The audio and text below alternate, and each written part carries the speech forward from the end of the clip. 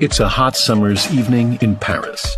No one dares to go outside, but for one man, it's time to strike. Throughout the night, he pulls off the heist of the century, plucking the Mona Lisa from the Louvre and disappearing into the city. This set off a worldwide investigation, leading French police down a 2-year rabbit hole of false leads and famous arrests, before a mysterious letter eventually gave the thief away. As the sun went down that Sunday evening, the last few tourists were trickling out of the Louvre. But just before it closed, a man entered the museum dressed in the Louvre's official white uniform.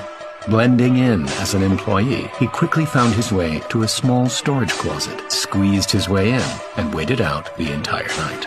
At precisely 7:15 the next morning, the thief emerged into an almost empty Louvre.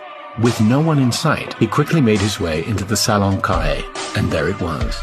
At the time, the Mona Lisa didn't have its own room, and it wasn't nearly as famous as it is today, but the thief was about to change that.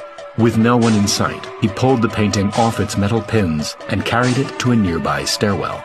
Using a screwdriver, he managed to remove the painting from its protective frame before covering it in a white sheet and heading straight for the nearest exit. But as he reached for the door, it was locked. At that exact moment, a plumber working for the Louvre appeared out of nowhere. He assumed that the man was a Louvre employee, and so he helped him open the door. And just like that, the thief disappeared into the city with the Mona Lisa under his arms. The Mona Lisa was officially missing. The police were called and a team of detectives descended on the museum. France closed its borders and stationed tanks around the Louvre.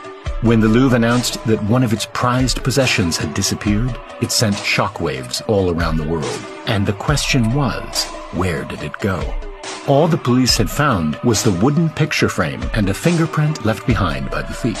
To get the investigation going, local newspapers started offering a reward of $250,000 for any information that would lead them to the painting. The response was overwhelming. Thousands of people sent letters and showed up to police stations with all kinds of information, placing the Mona Lisa all over the world.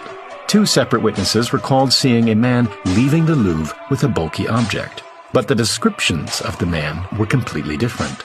One person claimed that the Mona Lisa was on a freight train heading through Belgium, and another claimed that the painting was on a ship which had already set sail for America. Police in America stopped and searched a boat pulling into New York, but there was no Mona Lisa on board.